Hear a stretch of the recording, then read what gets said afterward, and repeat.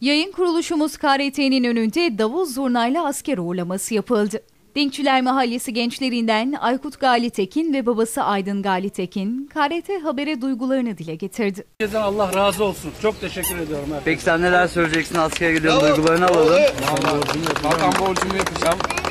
Sağ salim geri geleceğim inşallah. İnşallah sevdiklerine kavuşacaksın yine. Sana gençleri olarak Türk bayrağının altında canımızı vermeye her zaman feda hazırız.